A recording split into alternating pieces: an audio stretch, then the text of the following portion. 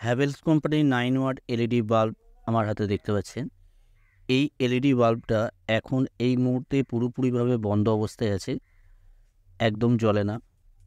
আমি আপনাদেরকে টেস্ট করে প্রথমে দেখিয়ে দেবো কীভাবে আপনারা চেক করবেন, বা এখন সবচেয়ে প্রথম এখন কী পজিশনে আছে আমি প্রথমে আপনাদেরকে দেখিয়ে দিই। তার জন্য ডাইরেক্ট 220 ভোল্ট এসি সাপ্লাই আমি নেব।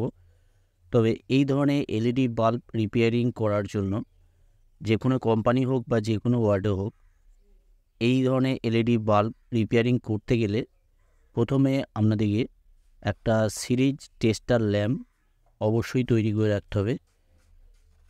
কিভাবে আপনারা সিরিজ টেস্টার ল্যাম্প তৈরি করবেন সেই বিষয় নিয়ে আমার অলরেডি ভিডিও আপলোড করা আছে আমার চ্যানেলে, অবশ্যই যেয়ে দেখে আসবেন। কেননা এই এলইডি বাল্বগুলো যখন আমি টেস্ট করব এইখানে, বা আপনারা বাসাবাড়িতে যখন চেক করবেন, অনেক সময় কী হয়, ভেতরে যে সার্কিটটা থাকে বা কোনো কিছু কারণে কোনো রকম জায়গা যদি কোনো রকম শর্ট সার্কিট থাকে, তাহলে কী হবে, লাইনের যে ভোল্টেজটা সেই ভোল্টেজটা পুরোপুরিভাবে ড্রপ হয়ে যায়। ড্রপ হয়ে যাওয়ার পর যে তারগুলো থাকে, ওয়ারিং বাসাবাড়িতে যে ওয়ারিংগুলো থাকে, সেই ওয়ারিংয়ের তারগুলো নষ্ট হয়ে যেতে পারে, অনেক সমস্যার সম্মুখীন হতে পারে। তার জন্য আপনাদেরকে বলবো অবশ্যই একটা সিরিজ টেস্টার ল্যাম্প তৈরি করে নেবেন। প্রথমে আমি চেক করে নিচ্ছি। এখানে দেখতে পাচ্ছেন আমি সিরিজই চেক করছি। এইখানে হালকা ব্লিঙ্কিং হচ্ছে, দেখতে পাচ্ছেন এখানে ব্লিঙ্কিং হচ্ছে এলইডি বাল্বটা। আমি আপনাদেরকে স্টেপ বাই স্টেপ দেখিয়ে দেবো, সিস্টেম বাই সিস্টেম দেখাবো, যাতে করে এই কাজগুলো আপনারা যখন বাসাবাড়িতে করবে কোনো রকম যাতে অসুবিধে না হয়। যে কোনো এলইডি বাল্ব আপনারা নিজেরাই বাড়িতে ঠিক করে নিতে পারবেন। এই ভিডিওটা যদি আপনারা সম্পূর্ণ দেখেন, কোনো রকম এলইডি বাল্ব ঠিক করতে আপনাদের কোনো রকম সমস্যা হবে না। আবার আপনারা এই এলইডি বাল্বগুলো ফ্রিতে ঠিক করতে পারবেন কোনো রকম খরচা ছাড়াই। এমার্জেন্সি হিসেবে অনেক সময় কী হয়, এলইডি বাল্ব বাসাবাড়িতে হঠাৎ করে নষ্ট হয়ে যায়, সেক্ষেত্রে রিপেয়ারিং করতে যাওয়ার সময় থাকে না বা রিপেয়ারিং করতে যাওয়া হয় না। সেক্ষেত্রে আপনারা নিজেরাই কয়েক মিনিট যদি বা কয়েক সেকেন্ড যদি আপনারা সময় দেন, তাহলেই এই এলইডি বাল্বগুলোকে ঠিক করে নিতে পারবেন। এইখানে প্রথমে আমি আপনাদেরকে খোলার সিস্টেমটা প্রথমে দেখিয়ে দিই। আমি এইভাবে খুলব না। খুলতে গেলে এই ধরনের কোনো রকম যদি চাকু থাকে, দেখতে পাচ্ছেন এই কাটারগুলো যদি থাকে, এই কাটারগুলো দিয়ে এইভাবে এইখানে যখন প্রথম অবস্থায় যখন খুলবেন, এইখানে একটা গাম লাগানো থাকে, একটা আটা লাগানো থাকে। সেই আটাটা অনেক সময় খুলতে চায় না ডিফিউজারটা খোলার সময়। সেই সময় এইভাবে যদি আপনারা চাপ দেন কোনো কাটার দিয়ে, অটোমেটিক খুলে যাবে। আমি আপনাদেরকে দেখিয়ে দিচ্ছি। বা আরেকটা সিস্টেম আছে, এই ধরনের যদি কোনো রকম টেন্সার ভাঙা থাকে, এই টেন্সার ভাঙা দিয়েও আপনারা এই কাজটা করতে পারবেন। এইখানে আমি এইভাবে এরকম চাপ দেবো, ডিফিউজারটা অটোমেটিক খুলে যাবে। প্রত্যেক জায়গায় এইভাবে আমি কিছুটা অংশ করে প্রবেশ করিয়ে নেব চাকুটাকে দিয়ে। তারপর এইখানে যে আটাটা থাকবে সেই আটাটা পুরোপুরিভাবে ক্লিয়ার হয়ে যাবে। এইখানে এইভাবে যখন চাপ দিয়ে নেওয়া হবে, তখন আটাটা ক্লিয়ার হয়ে গেলে ডিফিউজারটা হাতে করে টানলে খুলে যাবে। বা টেন্সার ব্লেড, কেন এটা পাতলা, এইভাবে যদি চাপ দেওয়া হয় তাহলে কিন্তু এই কাটারটা ভেঙে যাবে। তার জন্য টেন্সার ব্লেড যদি থাকে, এই টেন্সার ব্লেড দিয়ে এইভাবে যদি চাপ দেওয়া হয়, তাহলে দেখতে পাচ্ছেন ডিফিউজারটা খুলে গেল। এবার এইখানে যে ভোল্টেজটা আছে, ভেতরে যে ড্রাইভার সার্কিটটা আছে, সেই ড্রাইভার সার্কিটটা ঠিক আছে না আমি এখানে দেখে নেব। এখানে দেখুন, তার জন্য এখানে আমি সরাসরি হোল্ডারের সাথে সংযুক্ত করব। এখানে দেখতে পাচ্ছেন এলইডিগুলো আছে, যে এখানে এসএমডি এলইডিগুলো আছে, এই এসএমডি এলইডিগুলো হালকা জ্বলছে, দেখতে পাচ্ছেন। তার মানে আশা করছি ভিতরে যে ড্রাইভার সার্কিটটা আছে, ড্রাইভার সার্কিটটা পুরোপুরিভাবে ওকে আছে। এবার এই ড্রাইভার সার্কিটটা ভালো আছে নাকি সেটা চেক করার জন্য আমি একটা মাল্টিমিটারের সাহায্য নেব। আপনাদের কাছে যদি মাল্টিমিটার না থাকে তাহলেও এই কাজটা করতে পারবেন। আমি এখানে 200 রেঞ্জে রাখছি। 200 রেঞ্জে রেখে, ডিসি 200 রেঞ্জে রেখে আমি ভোল্টেজটা আমি দেখে নেবো ভিতরে ড্রাইভার সার্কিটটা থেকে ভোল্টেজ আউটপুট আসছে কি আসছে না। এইখানে মিনিমাম 100 থেকে 80 থেকে 110-20 ভোল্টেজ যদি থাকে, তাহলে জানতে হবে ভিতরে ড্রাইভার সার্কিটটা পুরোপুরিভাবে ওকে আছে। এখানে আমি ভোল্টেজটা মেপে নেবো, মেপে নিয়ে দেখব কী পজিশনে আছে। এখানে আমি টাচ করব, তো এখানে দেখতে পাচ্ছেন 110 ভোল্টেজ আছে, 108-9 ভোল্টেজটা একটু আপ ডাউন হচ্ছে। তো মিনিমাম 100 ভোল্টেজ, 105-10 ভোল্টেজ আছে, 5 থেকে 10 পর্যন্ত। তো ভিতরে ড্রাইভার সার্কিট থেকে আউটপুট ভোল্টেজ দিচ্ছে, তার মানে ভিতরে ড্রাইভার সার্কিটটা পুরোপুরিভাবে ওকে আছে। এবার এইখানে যে এসএমডি এলইডিগুলো আছে, এই এসএমডি এলইডিগুলো কোন এসএমডি এলইডিটা খারাপ আছে এই এমসিপিসিবি প্যানেলটাই আপনারা ঠিক করতে পারবেন একদম ফ্রিতে। এবার কি করে বুঝবেন যে কোন এসএমডি এলইডিটা খারাপ আছে? এখানে আমি এলইডি বাল্বটাকে খুলে নেব। খুলে নেওয়ার পর এই ধরনের একটা তার নেবেন আপনারা। তারটা অবশ্যই হুপ ওয়্যার তার হতে হবে, একঘেয়ে যে তারগুলো হয় সেই তারটা হতে হবে, গুছি তার হলে হবে না। কিছুটা অংশ আমি কেটে নেব। কেটে নেওয়ার পর এইখানে দুদিকগুলো আমি তারের যে কভারটা আছে তারের কভারটাকে ছিলে নেব, এইভাবে ছিলে নেব। ছিলে নেওয়ার পর দুদিকটাই এইভাবে আমি ছিলে নেব। ছিলে নেওয়ার পর এইভাবে আমি ভাঁজ করে নেব। ভাঁজ করে নিয়ে যে কাজটা করবেন আপনারা, এইভাবে এইখানে ডগগুলো একটু করে হালকা করে বাঁকিয়ে নেবেন। এইভাবে আমি যেভাবে বাঁকাচ্ছি, কেননা আমি দেখিয়ে দিচ্ছি কিসের জন্য বাঁকাচ্ছি। এখানে হালকা করে বাঁকিয়ে নেব। বাঁকিয়ে নেওয়ার পর এইভাবে আমি এসএমডি এলইডিগুলোকে এইভাবে আমি টাচ করব। টাচ করা মানে যে এসএমডিটা খারাপ আছে সেই এসএমডিটা আপনারা অনায়াসে বুঝতে পারবেন। এইখানে আমি সরাসরি আমি সাপ্লাই দিলাম। সাপ্লাই দেওয়ার পর এবার আমি চেক করে দেখে নেব কোন এসএমডি এলইডিটা খারাপ আছে। এইখানে আমি চেক করে একটা একটা করে টাচ করব, টাচ করে দেখে নেব। এইখানে যখন আমি টাচ করার পর পুরোপুরিভাবে যখন এমসিপিসিবি প্যানেলটা জ্বলবে, তাহলে জানতে হবে সেই এসএমডি এলইডিটা খারাপ আছে। এখানে একটা একটা করে আমি প্রত্যেকটা এসএমডি এলইডি, এইখানে কোনো এসএমডি এলইডি কিন্তু ব্ল্যাক হয়ে নাই, সেই জন্য বোঝা যাচ্ছে না। অনেক সময় কী হয়, এমসিপিসিবি প্যানেলে একটা কোনো এসএমডি ব্ল্যাক হয়ে থাকে, তাহলে বোঝা যায় ওই এসএমডি এলইডিটা খারাপ আছে। দেখতে পাচ্ছেন এইখানে যখন আমি টাচ করলাম, এইখানে পুরোপুরিভাবে এমসিপিসিবি প্যানেলটা জ্বলছে, তার মানে এইখানে যে এসএমডি এলইডিটা আছে এই এসএমডি এলইডিটা খারাপ আছে। এইখানে এসএমডি এলইডিটা অবশ্যই আপনারা যখন চেক করে দেখবেন যে এসএমডি এলইডিটা খারাপ আছে, যেমন এই এসএমডি এলইডিটা খারাপ আছে আমি দেখলাম, এখানে টাচ করে দেখে নেব আরেকবার। তো দেখতে পেলেন এইখানে যখন আমি টাচ করছি তখন এই এসএমডি এলইডিটা খারাপ আছে। এখানে ভালো করে টাচ করবেন, তাহলে ব্লিঙ্কিংটা হবে না। এখানে আমি আরেকবার টাচ করে দেখে নিচ্ছি। তো এই এসএমডি এলইডিটা খারাপ আছে, এইখানে আমি মার্ক করে নেব ভালো করে, না হলে কী হবে অন্য এসএমডি এলইডি তখন অন্য এসএমডি এলইডির ওপর কাজ করবেন, তখন সমস্যা হবে, কেননা এই এসএমডি এলইডিটা খারাপ আছে। এইখানে দেখতে পাচ্ছেন কোনো রকম এসএমডি এলইডি আলাদাভাবে বেসিক ব্ল্যাক হয়ে নাই বা কালো হয়ে নাই, সেই কারণে এমনিভাবে বোঝা যাচ্ছে না কোন এসএমডি এলইডিটা খারাপ আছে। তার জন্য এইভাবে আমি চেক করে আপনাদেরকে দেখালাম। আপনারাও বাসা বাড়িতে যখন এই কাজগুলো করবেন এইভাবে চেক করবেন, অনায়াসে আপনারা বুঝতে পারবেন কোন এসএমডি এলইডিটা খারাপ আছে। এবার যে কাজটা করতে হবে, এইখানে এসএমডি এলইডিটাকে আমি তুলে নেব। এবার আপনাদেরকে বলে দিই, আপনাদের কাছে মাল্টিমিটার ছাড়া কিভাবে আপনারা বুঝবেন ভিতরের যে ড্রাইভার সার্কিটটা ভালো আছে। এইখানে দেখুন আমি হোল্ডারে যখন লাগাবো, তো এইখানে কিছুটা আইডিয়া করা যায় যে মাল্টিমিটার না থাকলে ভোল্টেজ ধরুন মাপতে পারছে না, তখন কীভাবে বুঝবেন। এইখানে দেখুন হালকা এসএমডি এলইডিগুলো জ্বলছে, এইখানে আপনারা বুঝতে পারবেন। এখানে দেখতে পাচ্ছেন এখন পুরোপুরিভাবে এসএমডি এলইডি আমি হোল্ডারে লাগাইনি, তার জন্য জ্বলে নেই।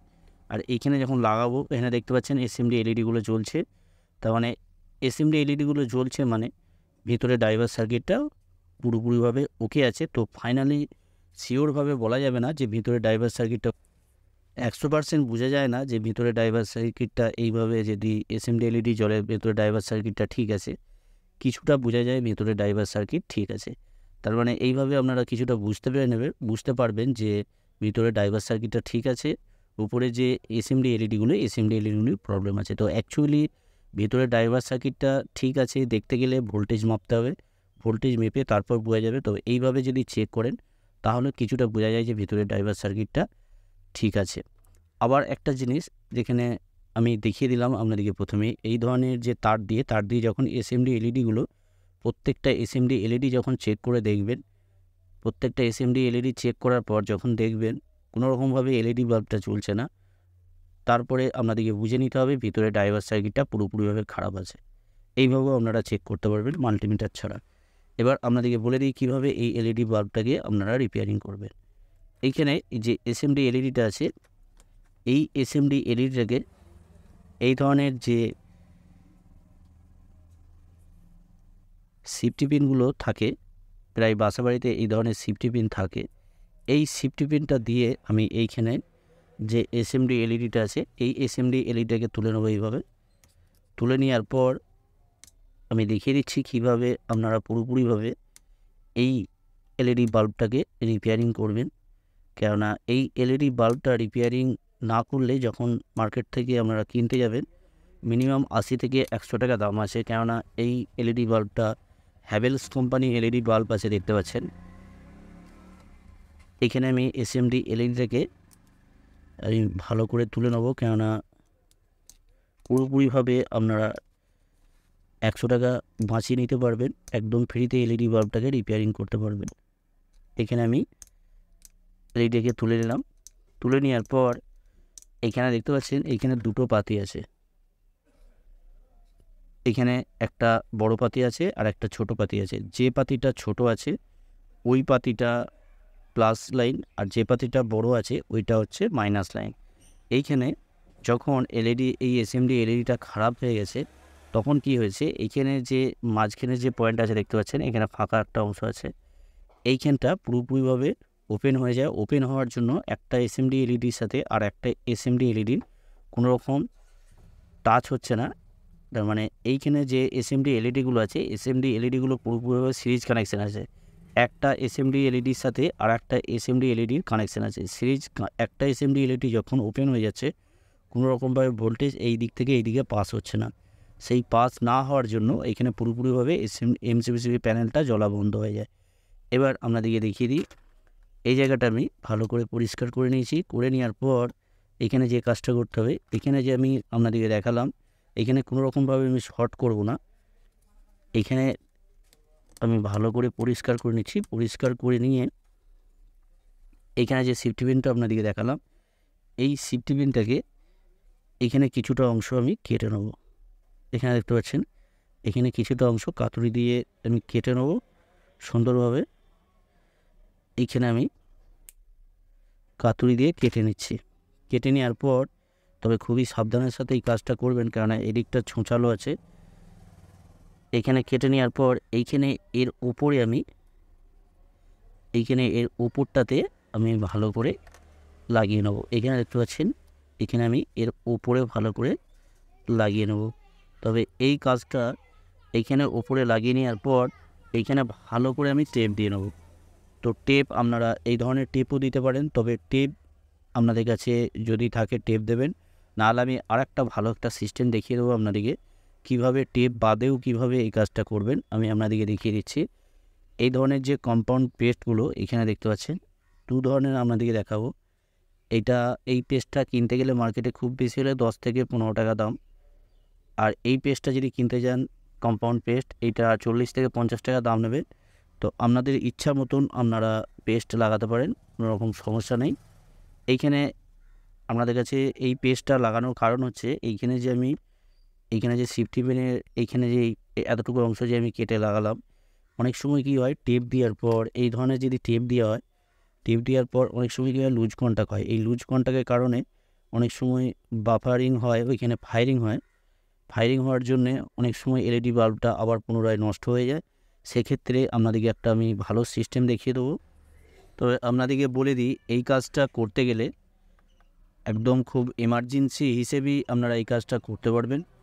এই কাজটা করে এইভাবে এলইডি বাল্বগুলোকে রিপেয়ারিং করার পর মোটেই আপনারা ভাববেন না যে এইভাবে রিপেয়ারিং করার পর এলইডি বাল্বটাকে মিনিমাম আপনারা 1 বছর কি 2 বছর ব্যবহার করবেন বা 6 মাস ব্যবহার করবেন, এরকম ভাববেন না। এলইডি বাল্বটা একদম পড়ে থেকে নষ্ট হওয়ার চেয়ে বা নতুন এলইডি বাল্ব কেনার চেয়ে একদম ফ্রিতে এই এলইডি বাল্বটাকে যদি আপনারা 1 সপ্তাহ বা 1 মাস ব্যবহার করতে পারেন সেটাও একটা বিশাল ব্যাপার। বা ইমার্জেন্সি হিসেবে যখন বাসাবাড়িতে হঠাৎ এলইডি বাল্বগুলো নষ্ট হয়ে যায় সেক্ষেত্রে বাসাবাড়ির যে বাড়িতে ব্যবহার করা হয় সেই বাড়িটা পুরোপুরিভাবে অন্ধকার হয়ে যায়। সেক্ষেত্রে এইভাবে ইমার্জেন্সি হিসেবে ফ্রিতে কয়েক সেকেন্ড সময় দিয়ে বা কয়েক মিনিট সময় দিয়ে এলইডি বাল্বগুলোকে যদি আপনারা বাসাবাড়িতে ঠিক করে নেন তাহলে আপনাদের খরচাও সেভ হচ্ছে, প্লাস হচ্ছে আপনারা এমার্জেন্সি হিসেবে বাসাবাড়িতে ব্যবহার করতে পারছেন। এরপর আপনাদেরকে বলে দেবো কীভাবে আপনারা এলইডি বাল্বটা এইভাবে রিপেয়ারিং করিয়ে দীর্ঘদিন কীভাবে ব্যবহার করবেন। সেটাও আমি বলে দেবো। এইখানে কম্পাউন্ড যে পেস্টটা, আমি পেস্টটা লাগিয়ে নেবো। তো পেস্টটা লাগানোর সময় এইখানে বেশি নড়াচড়া করবেন না, এক চান্সে লাগাবেন। কেননা এইখানে যে আমি সিফটি পিনটা বসানো আছে বা বসিয়েছি, ওই সিফটি পিনটা যদি নড়াচড়া হয় তাহলে কি হবে, ওই জায়গাটা কোনো রকম কানেকশান থাকবে না। কানেকশান না থাকলে এলইডি বাল্বটা জ্বলবে না কোনো রকমভাবে। তার জন্য আপনারা এক চান্সে ওইখানে পেস্টটা লাগিয়ে নেবেন। তবে এই পেস্টটা লাগানোর কারণ হচ্ছে, পেস্টটা যতক্ষণ এলইডি বাল্বটা জ্বলবে বা এমসিবিসিবি প্যানেলটা যখন হিট হবে, হিট হওয়ার কারণে এইখানে যে পেস্টটা আমি লাগালাম, পেস্টটা পুরোপুরিভাবে এইখানে টাইট হয়ে বসে যাবে, কোনো রকম নড়াচড়া করবে না। এই কাজটা আপনারা এই ধরনের টেপ দিয়েও করতে পারবেন, বা কোনো রকম যদি ফেভিকুইক আটা থাকে, সেই ফেভিকুইক আটা 1 ফুটা শুধু এইখানটা দিয়ে দেবেন। তাহলে কি হবে, এই যে সিফটি পিনের অংশটা আমি কেটে লাগালাম, এই সিফটি পিনটা কোনো রকমভাবে নড়াচড়া হবে না। এরপর আপনাদেরকে আমি বলে দেবো কীভাবে আপনারা দীর্ঘদিন এই এলইডি বাল্বগুলো রিপেয়ারিং করার পর ব্যবহার করবেন। তো দেখুন, এই এলইডি বাল্বগুলো এরকম ধরনের যখন কন্ডিশন হবে, এই ধরনের এমসিবিসিবি প্যানেলগুলো মার্কেটে কিনতে পাওয়া যায়। এই প্যানেলগুলো আপনারা লাগাতে পারেন। এই প্যানেলগুলো যদি লাগিয়ে ব্যবহার করেন তাহলে দীর্ঘদিন ব্যবহার করতে পারবেন। বা এই ধরনের যে ডিওবি প্যানেলগুলো দেখতে পাচ্ছেন, এই ডিওবি প্যানেলগুলো সেম এইভাবে এখানে বসে যাবে, কোনো রকম ডাইভার সার্কিট, এই ডিওবি প্যানেলটা লাগাতে গেলে কোনো রকম ডাইভার সার্কিট দরকার হয় না। সরাসরি ডাইরেক্ট 220 ভোল্ট এসি সাপ্লাই থেকেই আপনারা ব্যবহার করতে পারবেন। এইখানে সরাসরি এই জায়গাটাই বসে যাচ্ছে, কোনো রকম সমস্যা হবে না। বা এইখানে যে এমসিবিসিবি প্যানেলটা আছে, এই এমসিবিসিবি প্যানেলটাকে উল্টে দিয়ে এইভাবে এরকম হিটসিং হয়ে যাবে। তো হিটসিং প্লেটের ওপর এই এমসিবিসিবি প্যানেলটা অনায়াসে আপনারা এইভাবে লাগিয়ে নিতে পারবেন। এই এমসিবিসিবি প্যানেলটা লাগাতে গেলে এই ডাইভার সার্কিটের সাথেই যুক্ত করতে হবে। আর এই ডাইভার সার্কিটের সাথে যদি যুক্ত করে নেন তাহলে আপনারা এই এলইডি বাল্বটাকে দীর্ঘদিন ব্যবহার করতে পারবেন। আপাতত ইমার্জেন্সি হিসেবে এইভাবে আপনারা এলইডি বাল্বগুলোকে রিপেয়ারিং করে অনায়াসে ব্যবহার করতে পারবেন। তাতে কোম্পানি যে কোনো কোম্পানি হোক, 9 ওয়াট, 10 ওয়াট, 15 ওয়াট, 20 ওয়াট বা যে কোনো কোম্পানির হোক, এখানে যে আমি হ্যাভেলস কোম্পানি দেখাচ্ছি, তাতে অডিয়েন্ট কোম্পানি হোক বা যে কোনো অজান্তা যে কোনো কোম্পানি এলইডি বাল্ব এইভাবে আপনারা রিপেয়ারিং করে অনায়াসে ব্যবহার করতে পারবেন। এবার আমি এলইডি বাল্বটাকে এইখানে সরাসরি ডাইরেক্ট 220 ভোল্ট এসি সাপ্লাইয়ের সাথে আমি সংযুক্ত করছি। সেই সাপ্লাইটা আমি সংযুক্ত করছি পুরোপুরিভাবে সিরিজ লাইন আছে। আপনারা এলইডি বাল্ব, আমি প্রথমেই বলে দিয়েছি, এলইডি বাল্ব যখন রিপেয়ারিং করবেন বা যখন বাসা বাড়িতে হোক বা দোকানে হোক, যেখানেই যখন রিপেয়ারিং করবেন তখন অবশ্যই সিরিজ টেস্টার ল্যাম্প দিয়ে টেস্ট করবেন। এখানে আমি সরাসরি লাইনের সাথে সংযুক্ত করছি। সংযুক্ত করে এলইডি বাল্বটা জ্বলছে নাকি দেখে নিচ্ছি। এখানে দেখতে পাচ্ছেন পুরোপুরিভাবে এলইডি বাল্বটা জ্বলছে। এবার আমি এইখানে ডিফিউজারটাকে লাগাবো। ডিফিউজারটা লাগিয়ে দেখে নেব। ডিফিউজারটাকে আমি লাগিয়ে নেবো এইভাবে, যেভাবে আমি খুলেছিলাম। তো এইভাবেই হালকা এরকম চাপলি লেগে যাবে। তো দেখতে পাচ্ছেন এখানে একটা আওয়াজ হলো, তার মানে ডিফিউজারটা পুরোপুরিভাবে লেগে গেল। এইখানে দেখতে পাচ্ছেন এলইডি বাল্বটা যদিও এতটা পরিষ্কার থাকেনি, আমি একটু মুছে পরিষ্কার করে নিয়েছি। তো একদম নতুনের মতন হয়ে গেছে। এলইডি বাল্বটাকে আবার ঠিকঠাকভাবে যদি রিপেয়ারিং করেন, আবার দীর্ঘদিন এই এলইডি বাল্বটাকে ব্যবহার করতে পারবেন। এখানে আমি ডাইরেক্ট 220 ভোল্ট এসি সাপ্লাইয়ের সাথে সংযুক্ত করব। সংযুক্ত করে দেখে নেবো এলইডি বাল্বটা জ্বলছে কি জ্বলছে না। এখানে দেখতে পাচ্ছেন এলইডি বাল্বটা পুরোপুরিভাবেই জ্বলছে, কোনো রকম অসুবিধে ছাড়া। এইভাবে যে কোনো কোম্পানি যে কোনো ওয়ার্ডের এলইডি বাল্ব না ফেলে রেখে, না নষ্ট করে, এইভাবে যদি আপনারা ফ্রিতে রিপেয়ারিং করেন তাহলে কি হবে, আপনাদের পুরোপুরিভাবে অনেকটাই খরচা সেভ হবে। আশা করছি আপনারা বুঝতে পারলেন কিভাবে এই ধরনের এলইডি বাল্বগুলোকে আপনারা কোনো খরচা ছাড়া কয়েক সেকেন্ড সময় দিয়ে এলইডি বাল্বগুলোকে নিজেরাই রিপেয়ারিং করবেন। ভিডিওটা যদি ভালো লাগে অবশ্যই এটা লাইক করে দেবেন, লাইক করতে ভুলবেন না।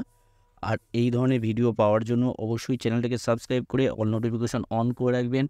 আপনারা সকলেই ভালো থাকবেন, সুস্থ থাকবেন, নিজের খেয়াল রাখবেন। ওকে, থ্যাংক ইউ, ধন্যবাদ।